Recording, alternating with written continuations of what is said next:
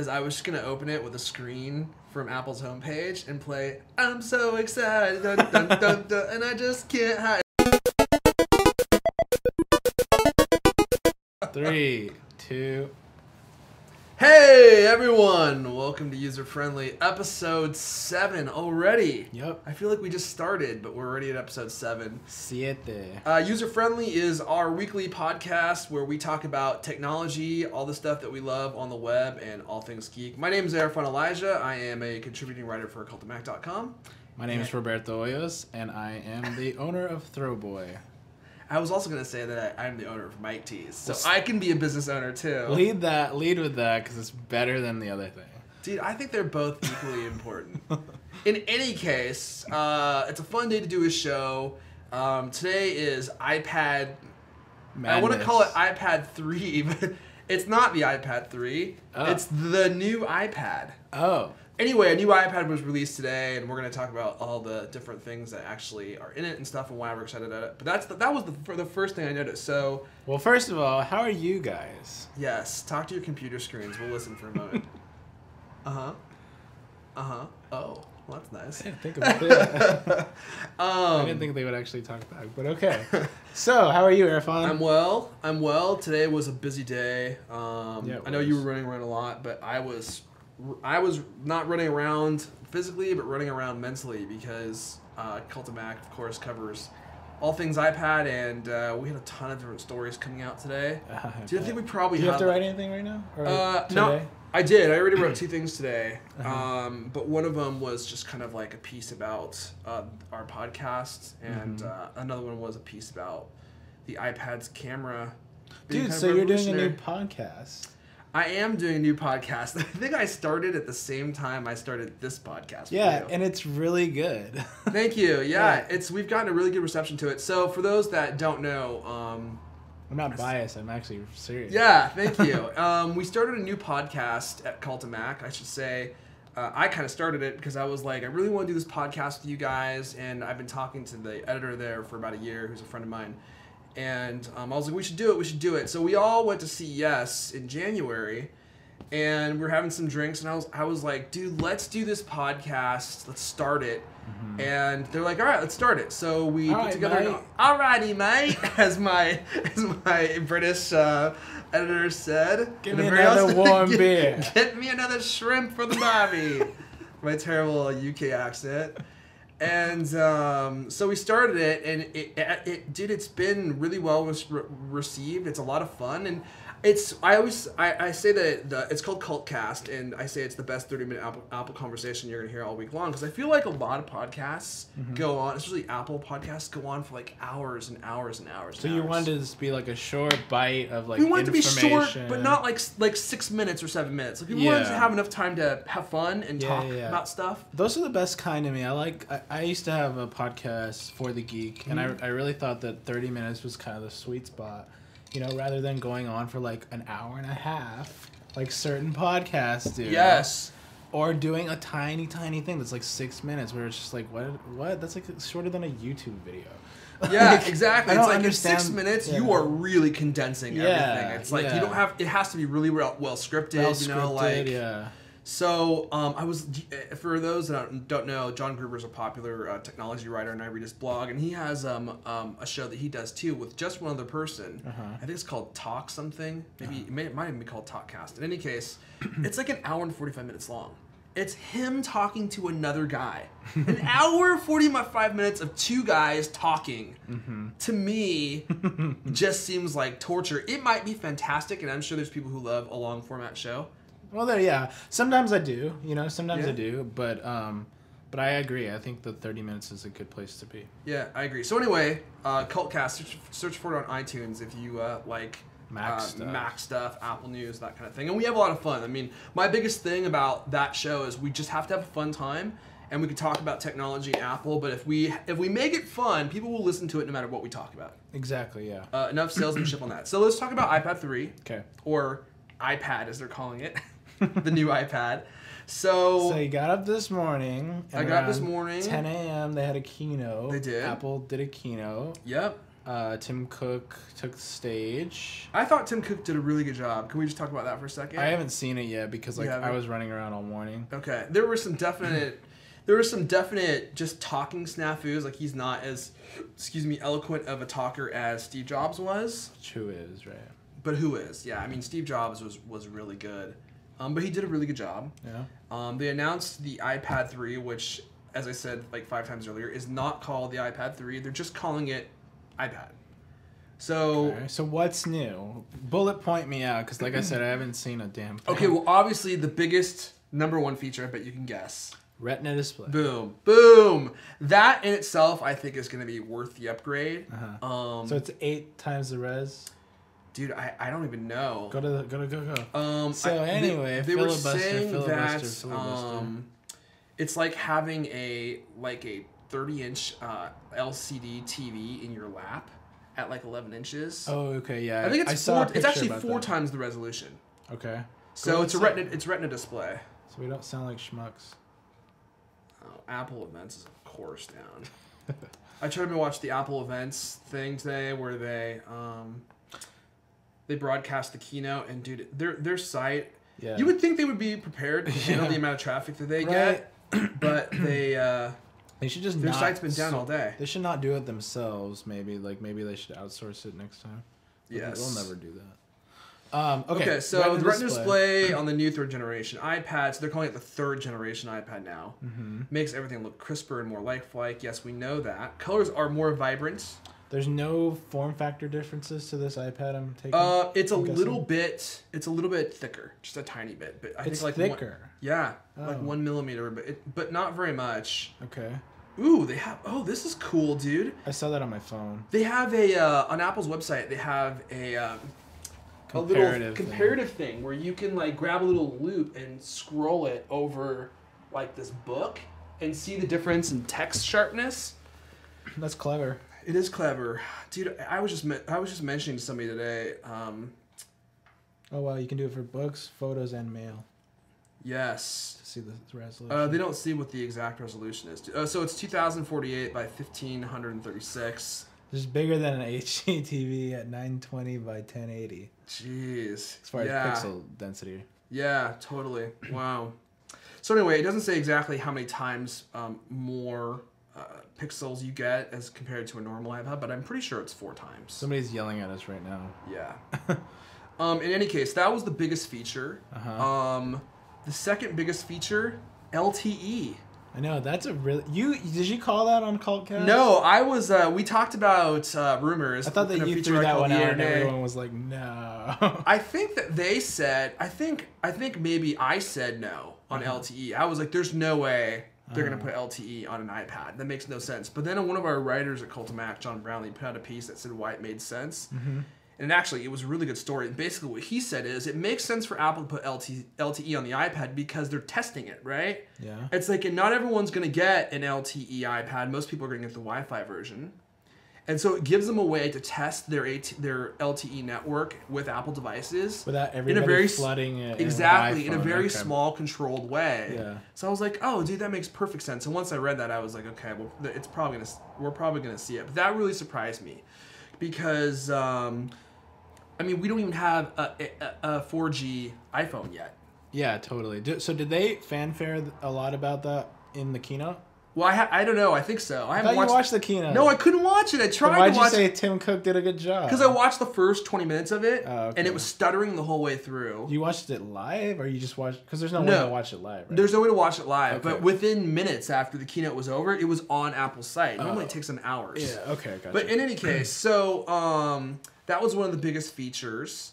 And another one of the cool features was you can use the LTE version as a hotspot, which you couldn't do on previous generation iPads. Ooh. So you can turn on data, which is, I mean, LTE when it's actually in your area is super fast. It's like 72 megabits per second. That's hypothetical. So you probably could download it like 2 megs a second for freaking like 3G, or I should say telecom device, mobile device. That's really fast. So you can use that as a hotspot.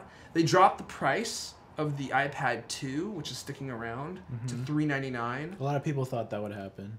A lot of people thought that would happen, so you can get a 16 gigabyte iPad 2 for $399.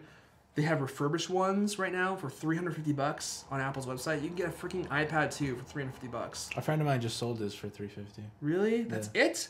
I thought that was a good price. That's not good. Damn, I don't think so. I bought mine for $660. That includes tax. But you have what, 32 gig? Oh wait, that's true. I do. Does he have the 16? It would probably be, right? Because why would anyone? I mean, isn't that? I don't know. I think wasn't 16s are their most popular model. But there's a 64 too, right? There's a 64 too, which I know someone who bought, and I'm like, why did you buy that? And he's like, I almost have it full, and I'm like, full of what? Like, I have a 32 gigabyte iPad, and I take videos with it, man. I take videos with it, man. It's best quality I carry it around like Spike Lee. Did you see that picture of him filming the president with it? No. There's a really popular picture of him. Like, I think he's like... Is it a meme now or something? It might be. And he was at, I think it was like the State of the Union address, and President Obama was shaking some dude's hand, and like 3 inches to the left in the picture, there's Spike Lee holding up his iPad filming it. It's really funny. I included that image in my post today about the updated cameras on the new iPad, and someone's like, "Dude, I can't believe you would make fun of Spike Lee for holding that iPad." And I was like, "I was not making." Did you read my article? Like, I didn't say anything bad about Spike Lee at all. In any case, I digress. So, another big feature: better camera. Okay. So the iPad 2 has a really crappy camera. I mean, it's one of the worst mobile cameras I've seen. And I think it was kind of included as like an afterthought.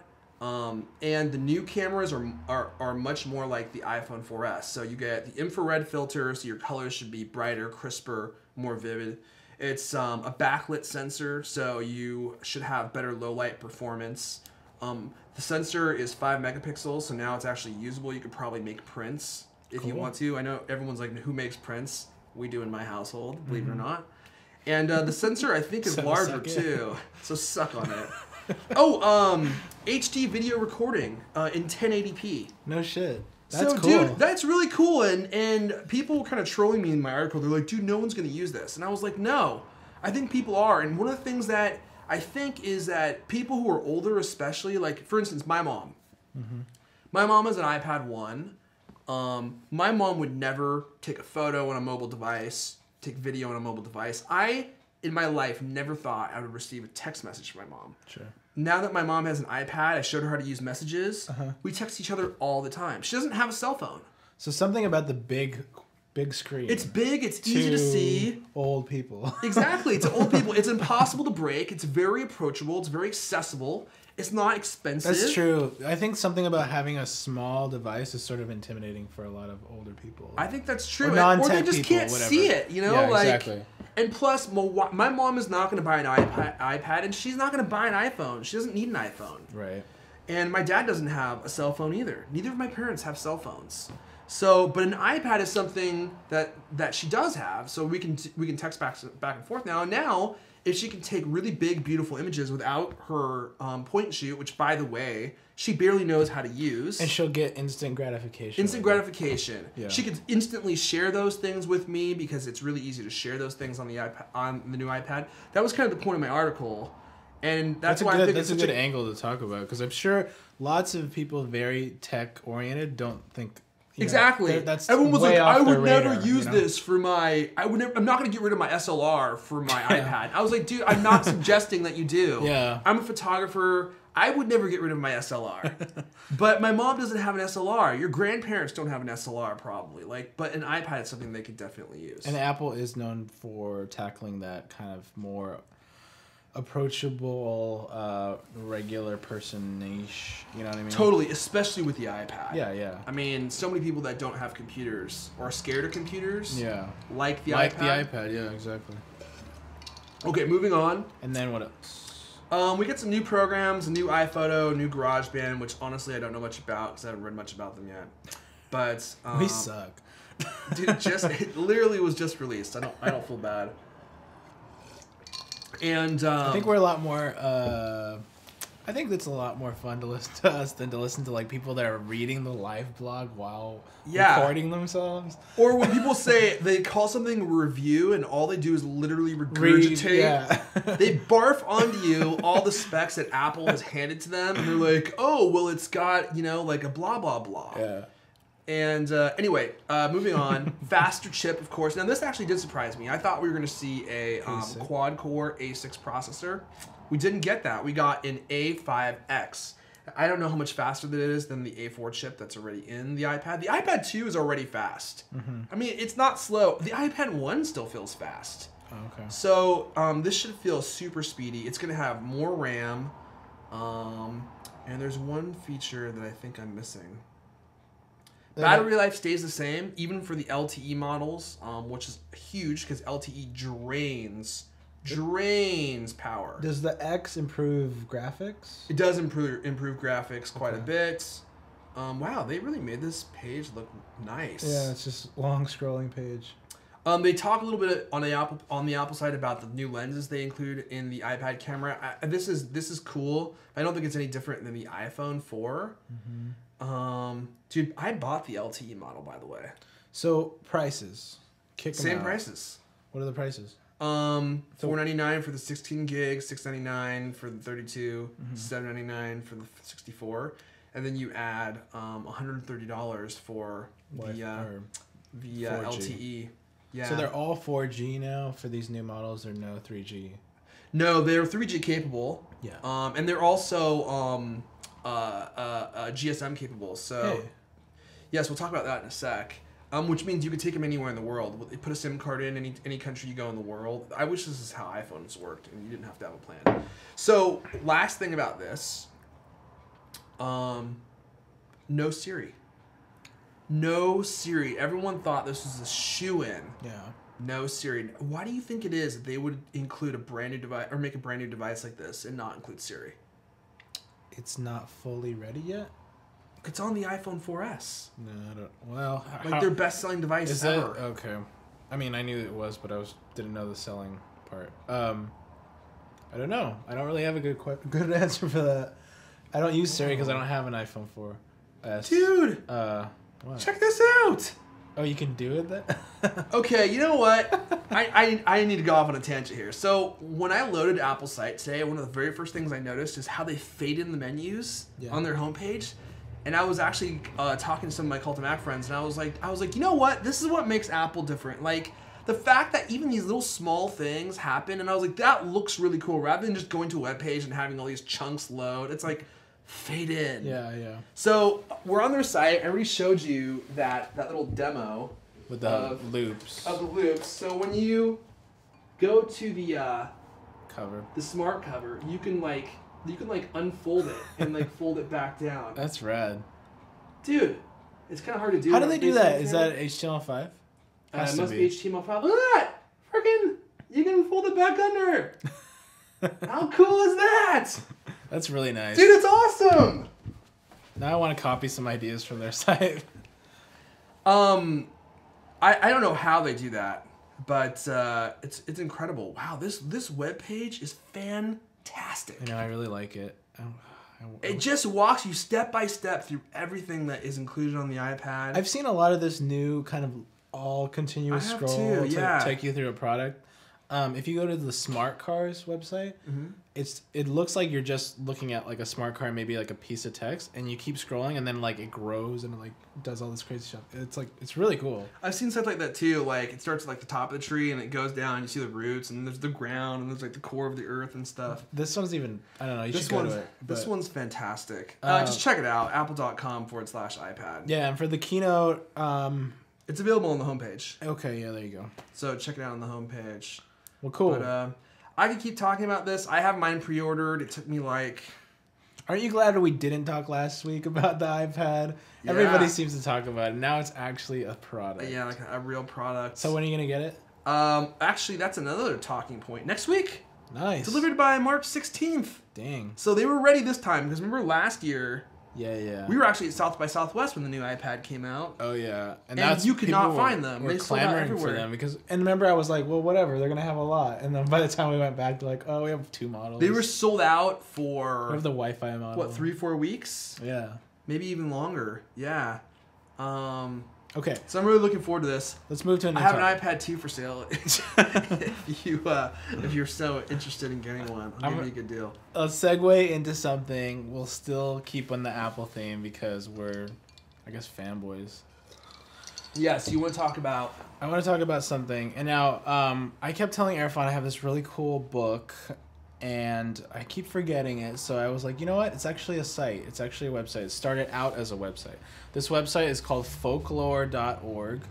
And what it is aggregated stories about how the Macintosh, the first Macintosh, was made. So they get anecdotal stories from people like, what's his name? Andy Hertzfeld, one of the main creators of the Mac. Well, Susanna Hoffman, Bruce Horn, Burl Smith, like all these people. Like if you actually go through, read this content, it's really interesting. And they have Steve Jobs, like lots of quotes from Steve Jobs or little stories about him and stuff. And I really thought it was really cool, like just to see how, basically like these engineers and kind of like just people, regular people, all with their different skill sets, took this idea and turned it into like the what we use today, based on what they did back then. There was very little of a roadmap there. It was all kind of creativity, and it's just fascinating to me that these people kind of banded together against the grain of their company and created something that's like, we're still using pull-down menus, we're still using all the stuff that was really popularized and created by them, It's true, and I think the philosophy of how they did things permeates Apple even now. Like, as far as that whole mentality Apple brings in people from outside the company to start new parts of their business, and don't often hire from within. They just bring in someone who's an expert in that field to run a business, and they segregate into small teams. Yeah. And just kind of do their own thing. Yeah, and like people know, Steve really kind of banded together all these people to create this new thing that was going to change the world. That was their mission statement. Like, we're going to make something really great that's going to change the world. And so this website, folklore.org, has a lot of these stories. And there's also a book, a hardbound book called Revolution in the Valley, the insanely great story of how the Mac was made. And that's a really cool book. If you like old Macintosh stuff, they have a lot of early photos of the Mac. One of the designers would keep a Polaroid camera next to his prototype, and he would take pictures sequentially of like how things were developing. Wow. So you get to see these Polaroids of how the user interface have evolved and stuff like that. Wow. It's really cool. Like one of the old user interfaces, I'm sure you could probably find it on this website, was basically like a 3, or what do they call those? Like those 5-inch floppy disks. Yeah. And it had like words over it, and you had to click on the floppy disk on the words. It was so like... It was so funny how they changed that. I'm trying to see if I can find out. That. They have it all organized by like people and topics and authors and. One of the things, and you probably read this in the user interface. Sure, yeah. There's one called Round Rex. And Round Rex. Round Rex is a story about Steve Jobs, or CT, like rectangles. This is actually in the, I believe it's in the new Steve Jobs biography book. So this is a story about how Steve Jobs, let's see, Bill Atkinson was the guy that developed QuickDraw, and QuickDraw is like basically like the drawing app for the Mac, right? And he invented that, and I guess it was really difficult to do that kind of computation on such, really like archaic hardware, right? And he showed how he just found out how to do. He just created a way to make circles really quick, and then he could do squares really quick. So like they were all really excited. And Steve Jobs walks in and he goes, "Okay, this is great, but can we do round rectangles?" And then he's like, "Well, why do we need to do that?" And then he's like, "No, that's gonna take forever. Why would we need to do that?" He's like, And then Steve Jobs takes him. He's like, round rectangles are everywhere. He takes him on a walk around the Cupertino campus and starts pointing out things like, oh, that street sign, that table over there, that thing right there. Like everything around you in the world has round rectangles, rounded rectangles with rounded corners, and so that's one of those things. And now they're everywhere in the UI, and they became part of the regular UI of the Mac. Huh? How interesting. It's weird that Steve Jobs would even pick that out. It's what an interesting way of seeing things, you know? Right. Here's a picture of the original program. You can see it right there. So it's just cool to me how they've kept these stories alive and yeah, it's awesome. You know, rather than like this kind of thing. I'm sure they loosely documented what they were doing, but I mean, who would have thought? They even said they thought that what they were developing would have probably have been 100% different by maybe 15 years, but it's not. I mean, we're still using overlaying windows. Dude, we have a point-and-click device. It's not until very recently that we're doing all touch-based. And even touch-based stuff, it's like it's good for consuming data, but it's not good for creating media. You know, it's like if I can only have an iPad or a MacBook, no brainer. It's like MacBook every time. And we don't know if that's going to change with the future. Who knows? But yeah, maybe. But you know, one of the things that always strikes me about reading about Apple history and stuff is just for such a long time they were just such a different company. I mean, they're so polished and their UI is so fantastic now, and everything looks so beautiful and is so, you know, well made to have good industrial design. But for a long time, it wasn't like that. I mean, the company was around, 30 years before they really started getting into great looking design. You don't think different? You don't think the early Apple computers? I guess I do. And actually, it's I'm thinking more, you know, in today's times. But like when you think about comparative to what was relatively, yeah. So I guess at the time, like they were doing that, but it just looked much worse because at the time that was the best that was available. But you know, like even like their UI strategy and the way their company logo looked, it just didn't look beautiful. It looked different, yeah, but it didn't look beautiful. And like now everything is so, you know, unified. Like everything about Apple's so unified. Like all their iOS interfaces are becoming unified. The Mac's starting to look like the iPad and vice versa. And it's man, I agree. Everything's so polished now, and they had so much time to really perfect that. Well, I mean, a lot of people don't really think or don't know this, but Steve Jobs wasn't the CEO in those days. Right. So, like, the things he had his hand in had that fit and finish to the point of what they could do at the time. You know what I mean? Because again, he didn't have like the the final say. So he could push and push, but a lot of things wouldn't actually come true. He would even say, why do computers have to look so ugly when I can go out and buy a cheap $100 stereo back in the 80s and they look better than a $1,000 computer, you know? Yeah, he was really kind of like the guy with good taste in the industry where it was just a bunch of engineers, sweaty, gross, you know, engineers who don't care about how they dress, and he actually had refined taste, so... Cool. Well, if you want to check out the site, did you want to say something else about it? Yeah, there's another thing. If you want to check out some of this same stories, there's a really good podcast where somebody got the okay from Andy Hertzfeld, and he did some recordings of some of the more popular or more interesting stories. So if you search on iTunes for Macintosh Folklore Radio, you can actually listen to some of these stories read by like a good narrator and everything. And I like that one a lot. There's probably like, say 20 or 30 of them read. Cool. I might actually check that out myself. Yeah. Well, hey, let's move on from some Apple stuff. Yep. I know we talk about a lot of Apple stuff, but that's because we're both big fans, and not just fans of Apple, but fans of Steve Jobs and his business philosophies. But I want to talk to you about something that's occurring now in our world that's really cool, and that is the original patents for the original Nintendo Entertainment System, so the very first one that came out, are expiring if they're not already expired.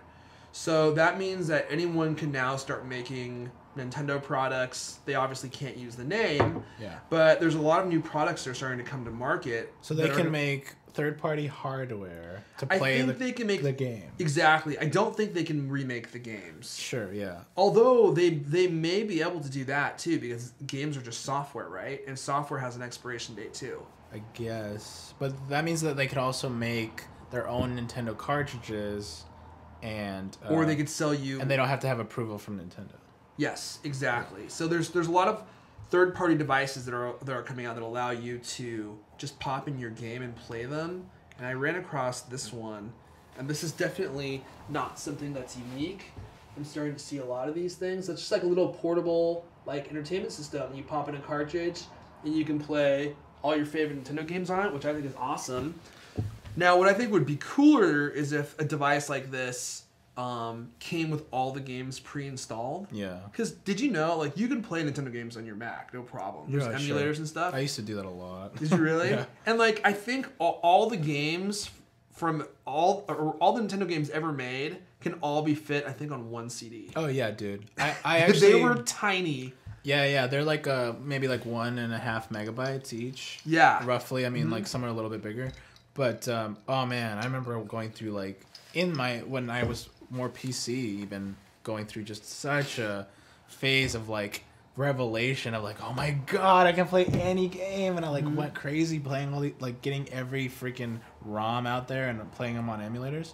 And I actually still have a USB to Super Nintendo converter, so I can plug in a Super Nintendo controller and actually. I was actually thinking about buying one of those. They have ones. I would recommend those, the converter, rather than the ones that are just like a third-party controller that plugs into over USB. They make some that look like them, like replicas, but they don't feel the same. Exactly. Yeah. I was reading that same thing. So the controllers are made in China and they work on your on your Mac or on your PC, but the controllers don't feel as nice. Yeah, they're just because the Super Nintendo controllers were nice. Yeah, like that was my favorite controller. They built those things to withstand a lot of abuse. Believe it or not, you could throw them against the wall. I mean, did you ever have a Super Nintendo controller break? I didn't, but I have cousins that were psycho. Oh, really?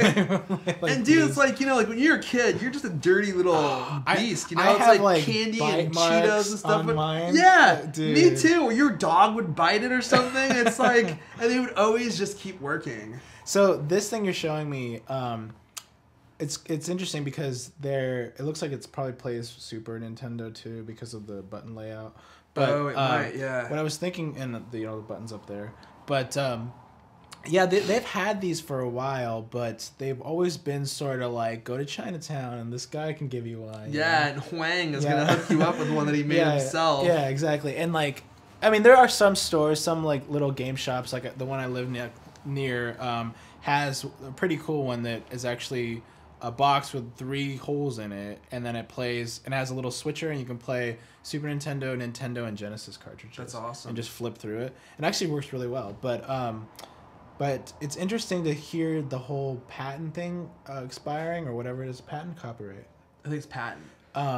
Because when I went to PAX, and I think you were there, there was somebody that was showing me Atari, and I guess I guess it's sort of a homebrew thing, but people develop their own Atari printed cartridges and like make their own games and like actually have them so you can play them, which I thought is such a cool, like, unique idea. Like, if you had a developer, he could theoretically make like a Might Tease game and you can like play it on a Nintendo. That would be awesome. You know what I mean? Like, that's cool. I think it's sort of a niche thing, but it's very cool that you can do that now and it's actually legal, Yeah, dude, and honestly, like, I mean, I don't think patents should protect companies forever. It's like you come out with a new technology, it's like your patent should expire and everyone should have access to it. You shouldn't become the George Lucas of your industry where... Disney of your industry. Yeah, it's like, dude, if you create a Star Wars character and you want to sell it, you have to give George Lucas full rights. So he owns it now. Yeah. And that's bullcrap. It's like, dude, once something permeates our culture... Yeah, it's just been there for years. Yeah, and it's like, and kids are growing up with it their whole lives now. It's like, at a certain point, we should be like, hey, thanks for your contribution. You made enough money.